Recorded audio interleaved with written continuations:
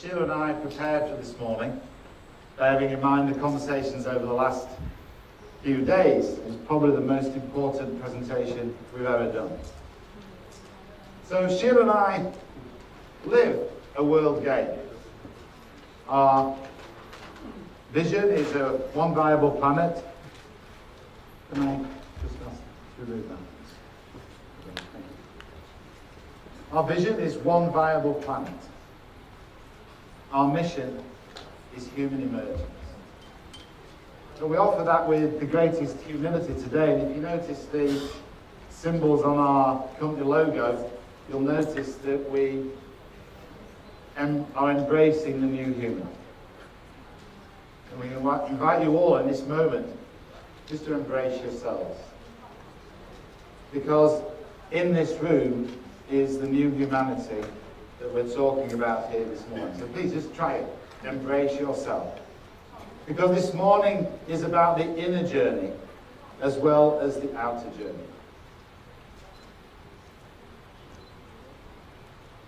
I also want to say that we do this with the greatest humility. Every day, every second, we discover something new. And I'd like to offer you a word that's informed me over the last 20 years of the application of this work. It's a North American Indian term. It's called sayat. And it means to operate at the best of our present knowledge. So as soon as I've spoken what I've spoken, that's now the past, and I'm into the new present. So we want to offer you a sayat experience this morning as we explore stepping through the worldview membrane. We're going to look at these issues that the world game will be required to consider, the invisible aspects of being human that so often become ignored. And we invite you to join us this morning with childlike curiosity, to be open to what's possible, because we have three outcomes this morning to work with you. Our contribution this morning, we want this to amplify in some way what's going on here in the room. We want it to lead to outperformance, and that will become clear what I mean by that as we go through the presentation. But most importantly, we want this to be a contribution to the thought leadership that each of you bring to the world game that you will lead.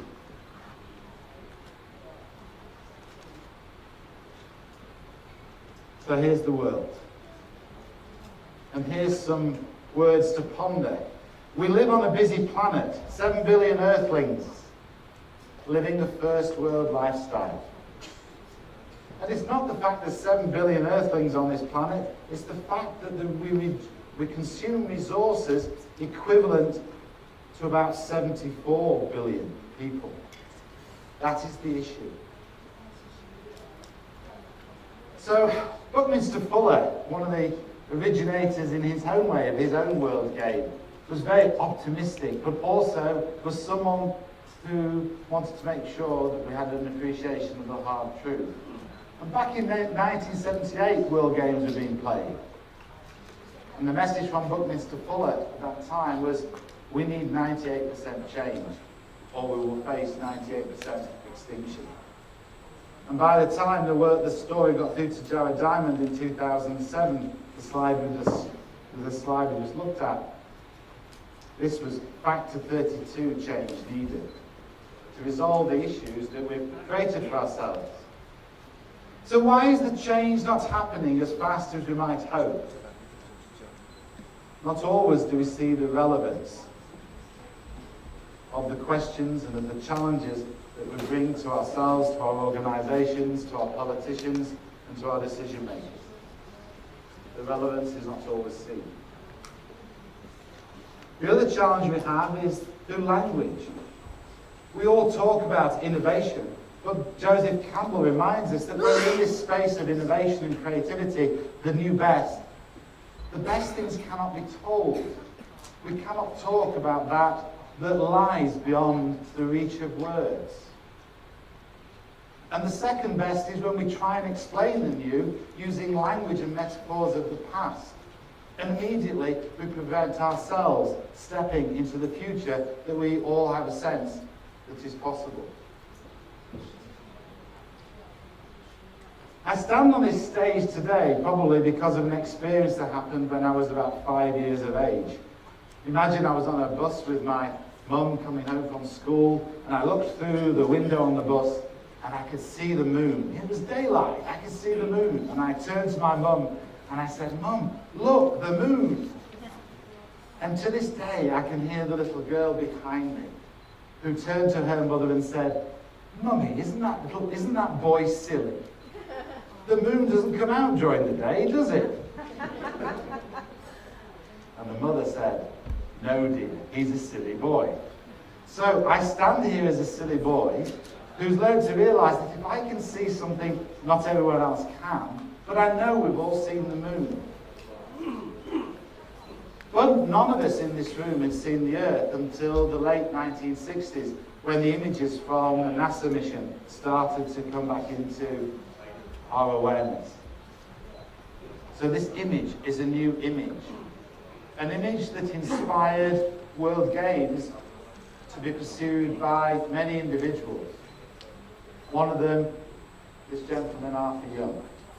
Have you got a microphone on? The universe is a theatre of increasingly complex organisation in which man has a definite place without any upper limit to his evolution. You couldn't wish for a more optimistic message following his inquiry into the workings of all of life, and you couldn't wish for a more robust and academic contribution from a mathematician who invented the first helicopter. Then, in 2006, new images started to come into our awareness. And here's the first image of the whole universe as we know it. Tucked away in the centre is the main structure of the universe, all the planets and galaxies. There's billions, and this image shows the leading edge of the gamma wave radiation that we can now build computer simulations of. So we've been bathed in new stories in our lifetimes. In 2010, I was in Australia looking at why was agriculture failing in the drought? Why was the chemicals, the fertilizers and so on not enabling farmers to survive and thrive through the 30-year drought that occurred? And the drought broke and it rained in March 2010, and in April 2010 this was published on the front of New Scientist. 3.8 billion years in the making. Life.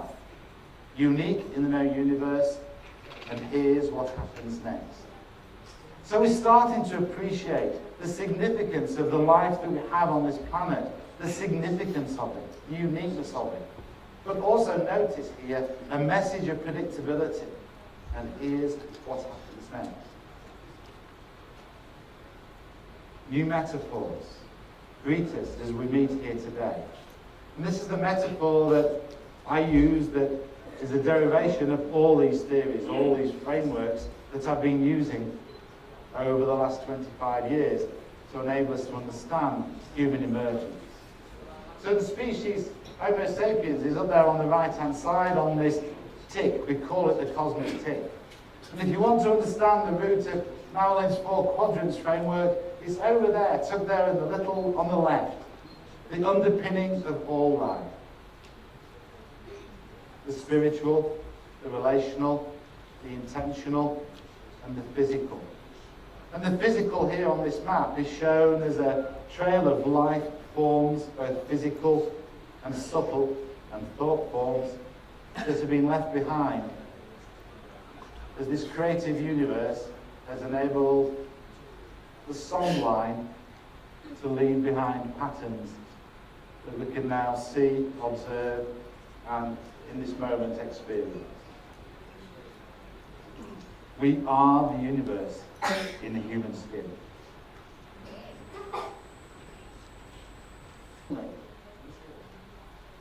But to take that step literally means that one has to leave behind most of what one has been educated in or believed in before.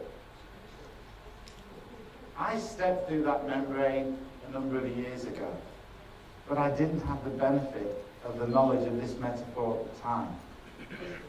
I trained as an engineer, I worked in the water industry, and we were working with worldview change, converting the public works of water and wastewater treatment into a commercial entity. It led to a lot of the privatisation processes that went around the world. But as an engineer, I was beginning to find that a lot of what I've been taught as an engineer was only true, was only partial. If I changed the flow of water in a pipe to a spiral flow, I found I could completely outperform any expectations in the way that we operated that water company. And I felt duped. Because I wondered, what else have I learned as an engineer that I can step into a new space and discover something new? And when I made that step, that's when I started to be able to play my own world game of discovering what was really possible in the water industry, both in the UK and around the world. So this membrane is one that we need to be aware of. And as a metaphor of change, as we have our conversations in this room about the world game, as we recognise that we have the way the world is, demonstrated by my hand here, we have to keep things going. We have 7 billion Earthlings who rely upon education, healthcare, and so on and so forth. So we have to handle that whilst the new grows from within. And the world games that many of you are creating here will be the ones that allow us to step through this membrane. But I want to make explicit why the struggle is there. Nature thrives on a struggle. The creativity of nature is in the struggle. I don't have time to go into too much detail here, but just to show you here that one of the challenges we run into in these world games is the challenge of finding the appropriate science, for example. Out of orange, we get a very reductionist science. Important, critical for the way that we live on the world today, but unable to handle the complexity. No one really has resolved the issues with the dying off of the bees.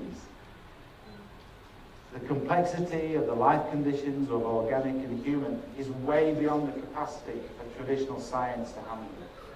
The social sciences, the action inquiries, started to come in through green, but still largely unable to handle the complexity. And the emergence of the new, a more holistic, integrated, oriented science. But it doesn't yet have legitimacy. I attended a meeting 2 weeks ago where the Finnish government funded a conference looking at what does it mean to have second-order science, this transition to second-order science. And a lot of the confusion occurred in the room because there were conversations from the worldview of Science 1, Science 2, and Science 3, and they didn't have the luxury of the sorts of metaphors or any distinctions to be able to have a meaningful conversation.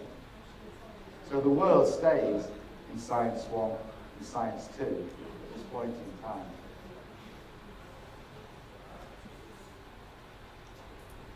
I carry certain hope in an uncertain world. And my optimism comes from my awareness that if we take the words of these seed minds, these that have gone, individuals that have gone before, like Buckminster Fuller and Claire Graves, and we use them, and we really go and experiment and explore what they were meaning. What Graves was writing here on this slide was that all of our earlier thinking restricted the most primary human characteristic, that of our cognition or meaning making. So the transition through the membrane from green to yellow is literally like waking tiger greeting dawn.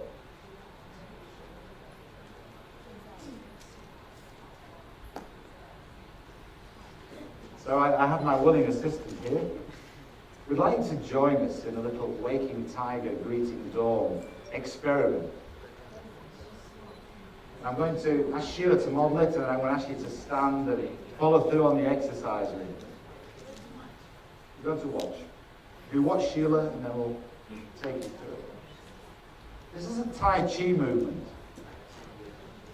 Waking Tiger, Greeting Dawn is the way I know it, but I'm sure some of the Chinese in the room can educate me on that. We want you to stand with your feet apart and just relax. And then you cover your eyes with your paws and you open your eyes, seeing the world as if you're seeing everything afresh and new, as if for the first time. And we want you then to sweep in the wisdom from the whole cosmos and draw it into yourself and take it to the heart of your being. And when you've taken all of the learning that you require in this moment, release to allow in the new. Come on, join us. Tai Chi. Please stand. Find a space.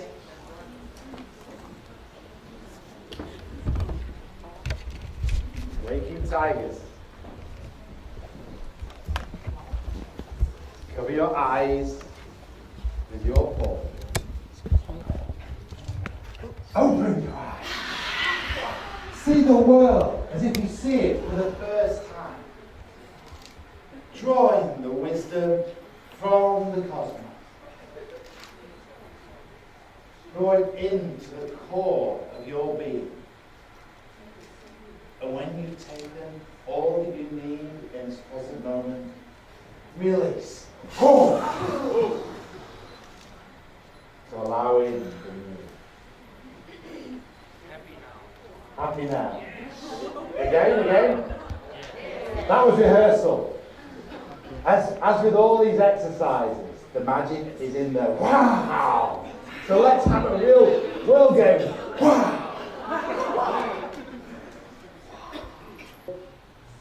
Solutions to the challenges that address the root causes.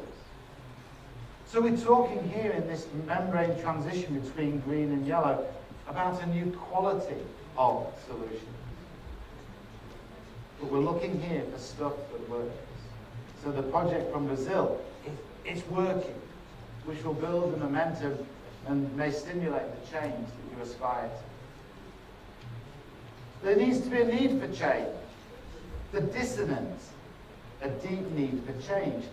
That means, on this framework, that the worldview that's in place cannot cope with the change in life conditions. So the worldview might be successfully meshed with the life conditions and working together well, but suddenly things start to change.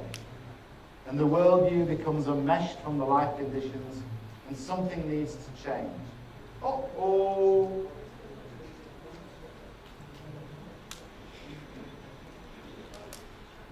Barriers. The barriers to change are identified and overcome. The fourth condition to support this journey through the membrane. Barriers can mean any of the three above. If there's no energy, there's little chance of change. If there's no solutions to work, little chance of change. But the barriers to evolutionary change can come from many sources. And I've offered here the 4 dimensions from our Solonic map. So the barriers can be biological. Malnutrition can lead to a delay in the emergence of a new world. It could be psychological, limiting beliefs. It could be cultural. We don't do things like that around here. It could be social. It could be that the embedded systems and structures of politics, healthcare, and so on are built around the paradigm that was, and they become one of the barriers to progress. I've worked and coached physicians around the world who get excited when they realize that the Department of Radiology and the Department of Pathology are actually in the same business. But then they realize they've got to change their 2 professional bodies, and that is not easy. So the social structures we change, as we build for ourselves, may well be some other barriers. insight, new awareness about root causes and viable options emerge. This whole work that we're presenting on the stage this morning is part of the framework of insights, new ways and means by which we can make decisions. So we can deal with the root causes rather than perpetually dealing with the symptoms. And last but not least, when you're working with your world games in the room today, be aware and plan for consolidation and support. You will need to keep the support, education, and nudging in place for a number of years to allow the new worldview transition to occur. The rule of thumb, a minimum of 5 to 7 years. So, as I come to a close, I have certain hope in an uncertain world that the world games you're creating will penetrate, find their way through this worldview membrane. But we invite you to keep calm and go barefoot.